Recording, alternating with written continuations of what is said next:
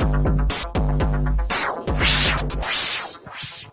everyone, my name is Keegan Ryan and welcome to Hacking Cell Phone Embedded Systems. So to start, I want you to imagine that you're on a physical penetration test and there's a secure room that you want to gain access to. So as you're walking back and forth past this room, you notice that there's a badge reader on the door. And eventually you decide that your best way into this room is to find an employee who has legitimate access to the room, steal the data off of their badge card, write that data onto a card that you control, and then use that card to get into the room. So you do a bit more research into this system, and you find out that it is in fact possible to clone data off of cards. But in order to do it, you need this specialized hardware.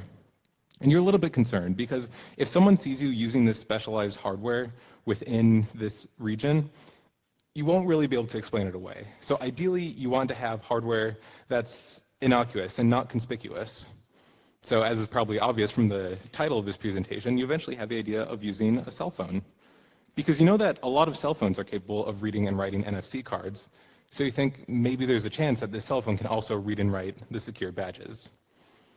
So you do a bit more research, you find out that your cell phone operates at a frequency of 13.56 megahertz, and your secure card system also operates at a frequency of 13.56 megahertz. So that's perfect, maybe there's a chance this will work. Now, what secure card system are we looking at? We're looking at Legacy iClass. Legacy iClass was introduced back in 2007. It was one of the first to actually support some sort of security, extra security. And it wasn't until 2010 that this system was broken. A group of researchers discovered that there's a master key that was on every reader, and that the security of the card reader could be broken, so this master key could be extracted off the reader. Once this master key was known, the protocol could be reverse engineered, and anyone with the right hardware could speak this protocol using this master key. So a new version of iClass came out after these vulnerabilities were disclosed, but a lot of systems still rely on this old legacy iClass from 2007. So a lot of systems still use this vulnerable technology. And the last part I want to point out is this iClass protocol, what the card is speaking, is based off of something called ISO 15693, which is a standard for near-field communication cards. So that's the badging system that we're looking at. What about the phone? So the phone that we're using is the Nexus S. Now the Nexus S was introduced back in 2010, and it was one of the first phones to support NFC. It supports a lot of protocols, one of which is ISO 15693, which the iClass protocol is based off of.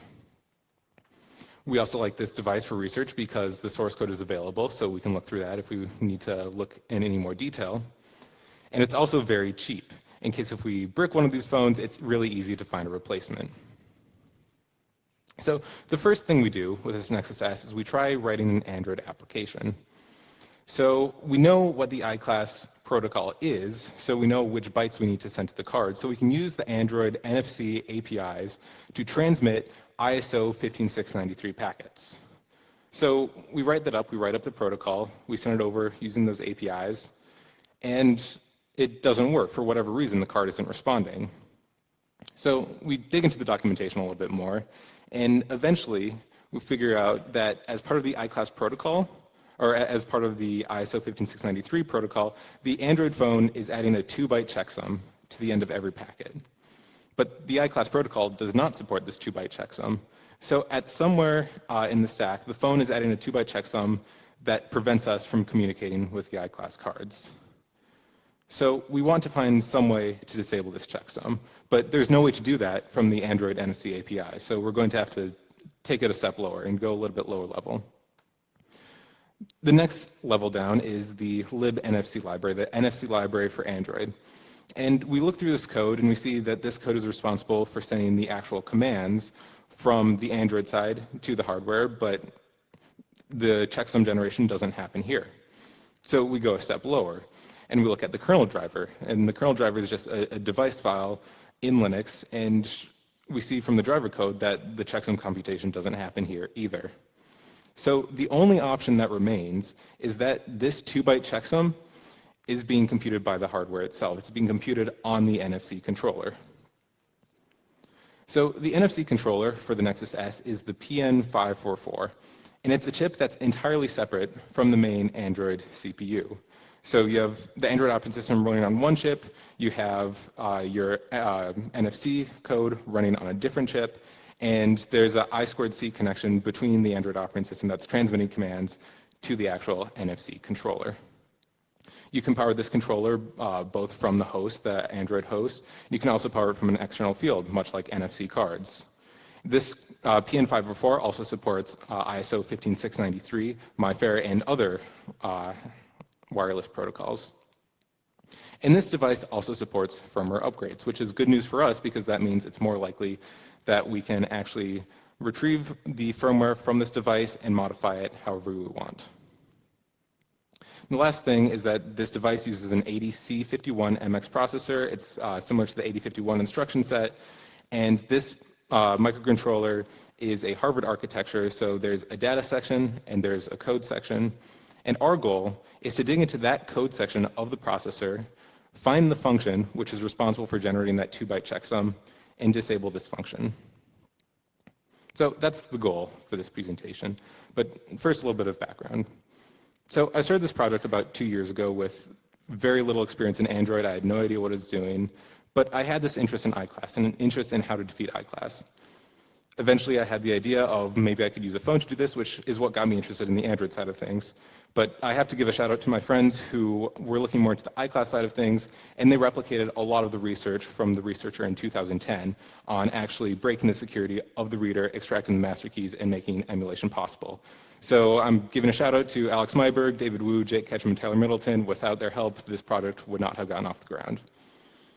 A little later, in 2016, I joined NCC Group as a security consultant. In between jobs, I would work on this research project a little bit, go back and forth, and eventually I got it to a state where I could present to my colleagues, and their feedback on that presentation made the talk what it is today. So jumping right into it, first, we want to recover the firmware off of this device, because if we don't have the code, we won't be able to analyze it. And it turns out that there are two different ways to do this. The first is a command that we can send from the Android operating system to the PN504 to read the firmware off the device. So that's very easy. The second option is to tear apart the update file that's used in the NFC library. And that's more attractive because then we can actually see what the names are in the source code for the different memory regions. So it doesn't matter which of those methods we use, both of them will recover the firmware. But a problem arises because we find out that this firmware is signed and there is actual code signing going on. It turns out that the firmwares are protected by a combination of SHA-1 and RSA 1024, which aren't great, but we're not going to be able to break them on our own anytime soon. So these firmware signatures are actually checked by the PN544, so we need to find some way around it. But since the project is open source and we can find the libNFC library that's open source, we can find the patch that introduced the capability of passing the signature from Android to the device. And it turns out this patch wasn't applied until after the devices first shipped. So in the earliest versions of Android, the PN544 was running unsigned firmware because it had no way to receive firmware signatures. So all we have to do now is find an XSS that has never been updated since Gingerbread, that has not received a single update since 2007, or since 2010. And thankfully, since this is Android, this is really easy to do. So we take the firmware, and now we're able to push our own unsigned updates because we have a device that's from 2010. And we discovered that there are 4 main memory regions. There's the patch table and the EEPROM config space, which are in the data sections. And there's firmware code and patch code, which are obviously the code. So we want to dig into the firmware code, find that function that computes the checksum, patch it out, send that to the device, and then we'll be able to speak the iClass protocol. So we do all the stuff that we usually do when we reverse engineer an unknown binary blob. We start by looking for strings because maybe there are debug logs in place that will indicate where the checksum generation function is. And there are no strings at all in this binary blob. But that's okay, because we know which checksum algorithm is being used, so we know the constants that are used to initialize that algorithm. So if we look for those constants in the code and the code that references those constants, then we can find out what the checksum generation function is. And these constants don't exist anywhere in the code. So maybe they're stored in a different format, maybe they're stored elsewhere on the device, but what every single checksum generation algorithm has to include is an XOR instruction that's executed inside of a loop. So the next step was looking for uses of the XOR instruction inside of this large 40K binary and see if any of them match the sort of use case that would indicate a checksum generation function. This did not help one bit. So after this, all we can really do is just start reversing functions until something pops out. But we can do a bit better than random guessing, because if we take the firmware code, we can see where all the function calls are, and we can start mapping them out. And we can see that there's a small minority of function calls which don't really make sense. They end up in blocks that are all zeros, and it doesn't really make sense why they would end up there. But most of the function calls end up in logical places. And we see that several of the function calls end up to the same location. So that sort of indicates that those functions are called more frequently than the others, and those functions are more important. So they're a better target for reverse engineering. We can also do the same thing with the patch code, but we find even more nonsensical jumps that go into the middle of instruction sequences in the firmware code, jumps that go into the middle of empty space where there is no firmware code, and it just doesn't make any sense. So we'll ignore that for now, focus on the part that does make sense, and start reverse engineering those commonly called functions. And eventually, we find a switch function, a function that emulates the capability of a switch statement. So this sort of statement would be very useful for parsing incoming packets, because those incoming packets include fields about what the destination is, if this is an ISO 15693 packet, if this is a MyFair packet, if it's a PN504 management packet. So you need some sort of switch table to map between the commands that come in and the actions that are taken.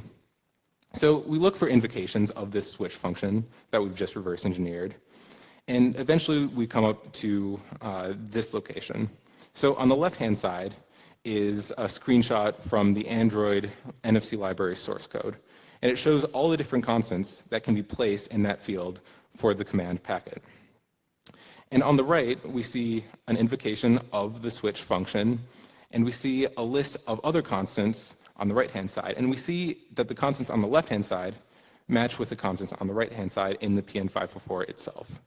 So that's a pretty good indication that this function that we've just found in the PN544 firmware is responsible for switching incoming packets.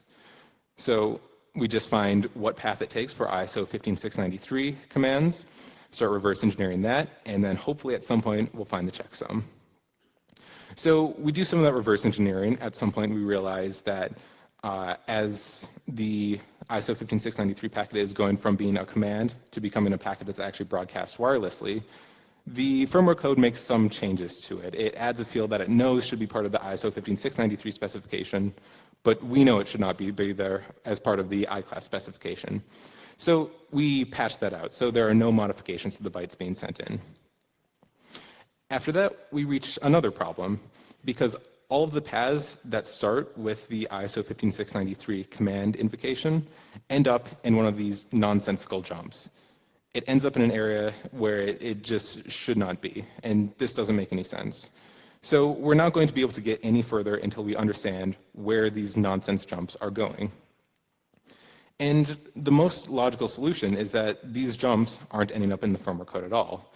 There is some mystery block of code that we have not recovered, that's not part of the firmware update, but that we need to somehow recover in order to understand where this checksum generation function is.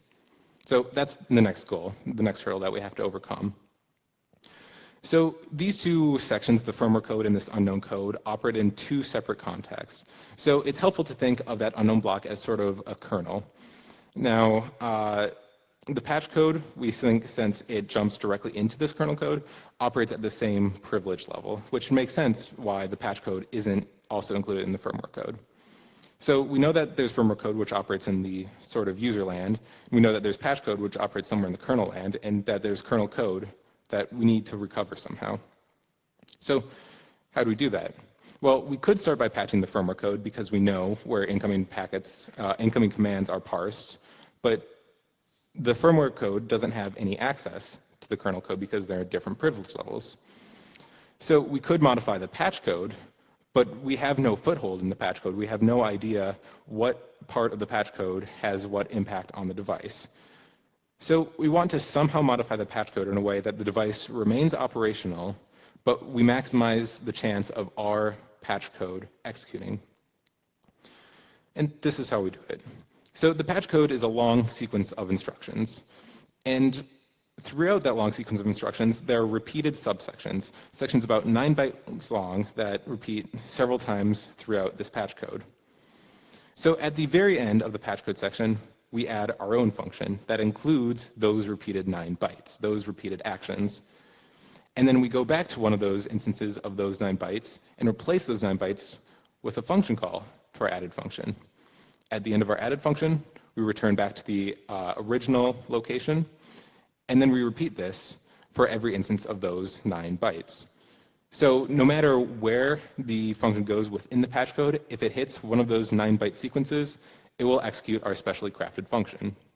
And what our specially crafted function does is it reads a single byte from the kernel memory, writes it to a location that we can retrieve, and then we can get that kernel code, repeat this until we have the entire missing kernel code. So we do this and we test this, and eventually we find that our code executes when Android initializes the NFC subsystem. So the process looks like initialize the NFC subsystem, get a single byte of kernel code, copy that out, and repeat. And this is what it looks like. It's about 1 second per byte of kernel code. The whole kernel code takes about 2 weeks to successfully pull. But at the very end, we have it. And very slowly, we get this image of the kernel code that we did not have before. All of a sudden, those jumps that did not make sense from the firmware code and from the patch code now end up in locations that do make sense. So we start reverse engineering the kernel, doing the same things that we were doing before. We look for strings in the kernel, and there's still not any. We look for the checksum constants, and we still don't find them in the kernel land. We look for uses of the XOR instruction, also not useful. So really this leaves us wondering, how have we not found this function that generates the checksum? And the reality is, there is no function that handles the generation of the checksum. The checksum creation is done entirely by the hardware, so there is no code that handles this. So the project isn't dead in the water. We still have some options that we can take. But in order to do this properly, we're going to need an entirely new approach rather than just reverse engineering the code. So to do this, we want to look from the other end. We've been looking a lot at the firmware side and the code, so let's look from the wireless side. So a very useful tool in this endeavor was using SDR in order to be able to see the actual signal being generated by the PN544. So our setup is pretty simple. We have the signal source, which is just the Nexus S phone. We have an antenna, which was cannibalized from one of our bricked Nexus S's. We have that feed into an up converter that takes that 13.56 megahertz source and brings it up into a region that our SDR can handle. And then we have the radio itself, which takes in that signal. On the software side of things, we have a GNU radio that processes that incoming signal. And we can follow the specification to figure out where the data is coming in, and we get an output like this. From this output, we can start processing it, we can see what the exact data is, and we can determine what bytes are being sent by the PN544. Once we have those bytes, we can see exactly when we've disabled that checksum generation. But it's at this point when we finally see the actual peaks of the waveform, we realize that there's another problem we have on our hands. See, ISO 15693 has 2 different modes, 2 different transmission rates that it can operate at. There's the slow mode and there's a fast mode, and these 2 are incompatible with each other. The Nexus S phone that we have only uses the slow mode to communicate, but the I-class cards will only respond to fast mode commands. So we need some way to get the phone to communicate with the fast mode communication mode. So we know that since the PN544 says it supports ISO 15693, this capability is probably somewhere on the chip, but it's just not used by default. So in the process of reverse engineering the kernel code, we come across this function that occurs right before the transmission. And we can assume that this is some sort of function that sets up the transmission. In each of these 6 blocks at the bottom, a value is pulled from some location in EEPROM and stored into a location that we assume configures the transmission. So we know that during the execution on the PN544, only one of these paths is ever taken. So that block in the middle is responsible for the slow transmission mode settings. So ideally, we want that control flow to move to one of the other blocks, which is responsible for the fast mode setting. But since it would take too long to go back and reverse engineer exactly what caused the device to only take this code path, we have another option. Instead of replacing the code path, we just replace the data. And we take the configuration in EEPROM for fast mode, and we overwrite the data for slow mode. So now, even though it's taking the same path, it's now using the data, bringing it up in fast mode instead of slow mode. So with a little bit of brute forcing and guesswork and trying each of those 6 blocks, eventually we find the correct settings, and we're now transmitting in fast mode. So now the only problem that remains is the checksum generation. In order to understand how to defeat the checksum generation, we have to turn to a different specification entirely. So MyFair is based on ISO 14444, another wireless specification, but MyFair supports commands that have the checksum at the end and commands that don't have a checksum at the end. And the Android NFC library supports this as well. We can see that there are 2 commands that we can send from Android to the device. One of these commands, we specify those checksum bytes, and for the other command, we do not specify those checksum bytes. So when the PN544 receives either of these commands, it may or may not compute the checksum on those. So we're in a pretty good location. We have the commands that are being sent from Android to the command handler, which we found in the firmware code. And we know that they can end up for the MyFair setup where there is a checksum that's generated by the PN544, or it can end up in the MyFair setup where there is not a checksum generated by the PN544. And we can compare the difference between those 2 code paths, because whatever the difference is between the MyFair with crack and MyFair without crack, we can apply that difference to the ISO 15693 with that checksum in order to disable the checksum on the ISO 15693. So what that difference between the MyFair with the CRC and the MyFair without the CRC looks like is a difference in configuration values. So there are several bytes which are different, which are loaded into different locations that are different between the MyFair with crack and MyFair without. And it's a good guess that the checksum generation is controlled by a single bit of those bytes. So we want to figure out which bit is responsible for that checksum generation of that set of bytes that we've identified as different. And then we want to take that bit, we want to change it for the ISO 15693, and hopefully with that, we'll have disabled checksum calculation. So at this point, we can go ahead to trying to figure out how to change that single bit. But unfortunately, that bit is part of the kernel, and the bits for the MyFair calculation are part of the kernel. And the firmware update that we can flash at will only covers the firmware code and the patch code, not the kernel code itself. So we want some way to get the kernel code to run, to use the parameters that we desire and not the parameters that are hard-coded into the device. Fortunately, we know that there is some capability to do this in the first place because there is patch code which runs in a kernel context, and based on the name, it's a good idea that this patches the kernel. So we understand that the patch code runs in that context. We know what the EEPROM config space is for, and we know what the firmware code is for. So the only part that remains is the patch table. And the patch table is essentially a list of pairs of addresses. And for each of those pairs of addresses, the first address points to a location in kernel code, and the second address points to a location in the patch code. Once the patch code, at that address in the patch code is the beginning of a function, and at the end of that function is a jump to go back into the kernel code.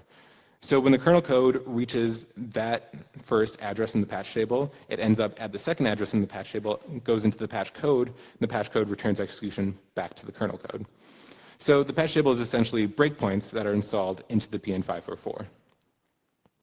So at this point, we have all the components that we need to actually perform exploitation of this device. The first thing that we want to do is patch the checksum generation. So we have the patch table, and we know what part of the kernel code is responsible for the 15693 parameter selection. So we add a little section at the end of the patch code that writes the correct parameters that we want, and then we add a selection to the patch table that indicates the address in the kernel code where those parameters are set, and we add a jump at the end of our added function in the patch code to return to that location after the parameters are set. So the device operates as it normally would, except when it's supposed to set the ISO 15693 parameters, it instead jumps to our code, sets them with our values, and then returns back to complete the transaction. So we do this, and we have to figure out which bit to flip. So we just try them all. We flip all the bits in sequence, and we see what comes out through the SDR. And you can see here that the waveform is changing. The bytes that are recorded sometimes change. And we just keep doing this for every bit in those bytes that we found to be different. Eventually, we hit the magic combination. We find that one bit that's responsible for the checksum generation. Once we flip that bit off, no more checksum is being generated. We can send arbitrary ISO 15693 packets without that checksum, and we can communicate with the I-class protocol.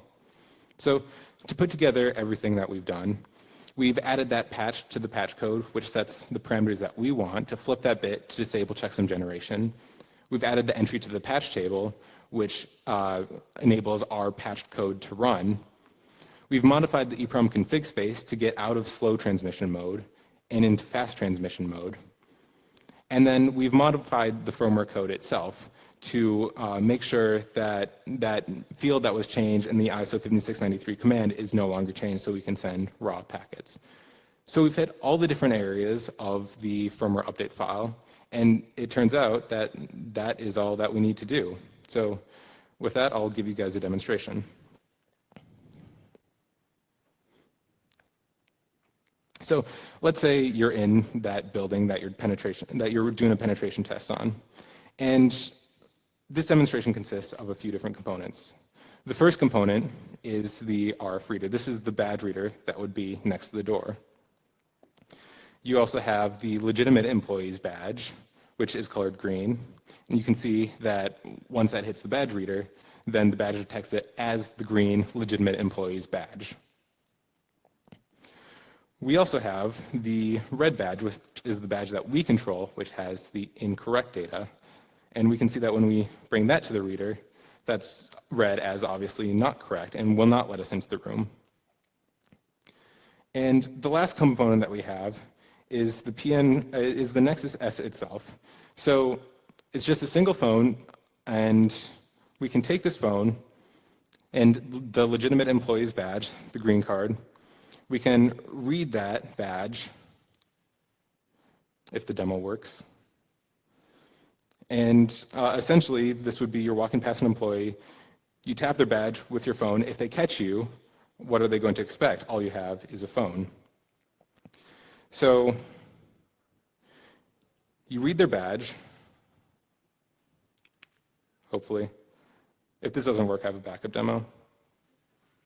Okay, there we go. So we read their badge, and now we have their badge information stored on a device that we control.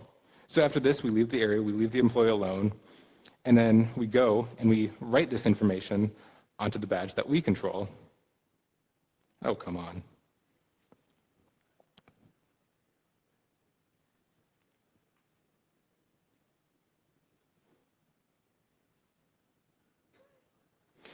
Okay, we're just going to go to backup.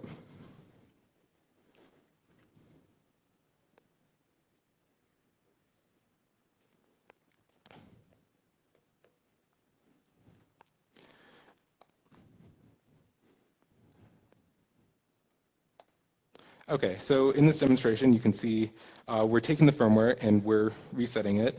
We're flashing everything that we need to do to actually control the device. And then we're starting the firmware up to install our patch.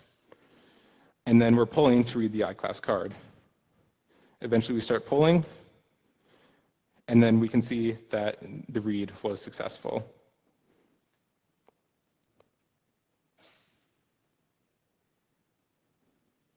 Okay. And for the actual demonstration, we can see that once we've reprogrammed our card, the red card, with what should be the legitimate green employee's access, once we go to read it, we're now successful. So we just cloned that employee's badge, we've gotten into the room, and we've achieved our goal.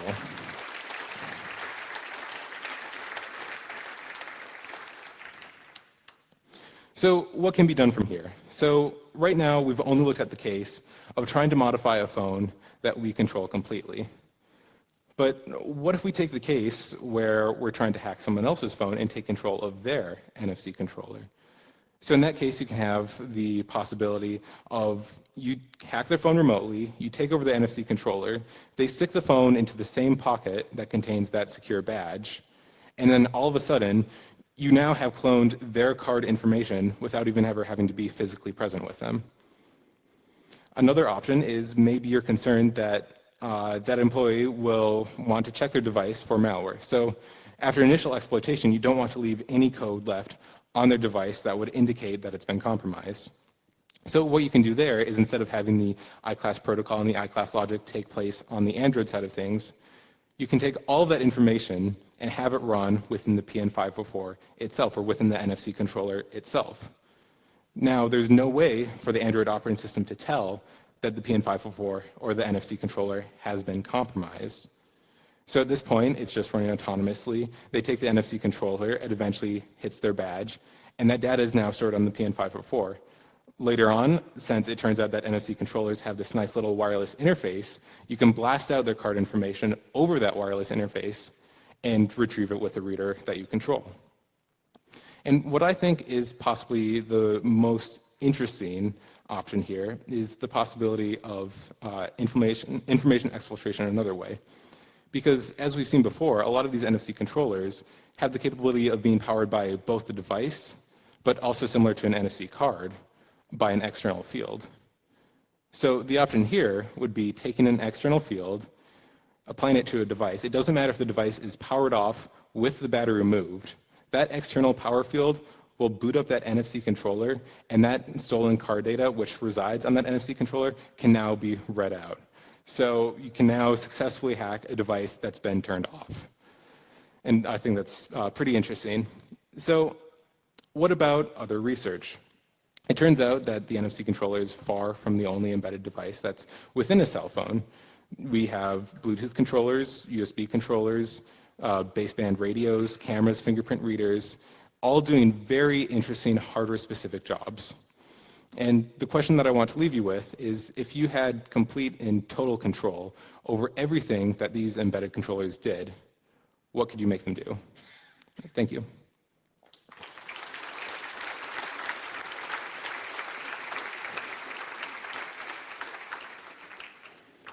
All right, I think we have plenty of time for questions.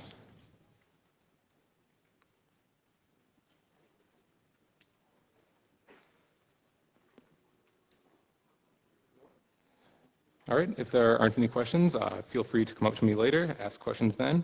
Thank you guys.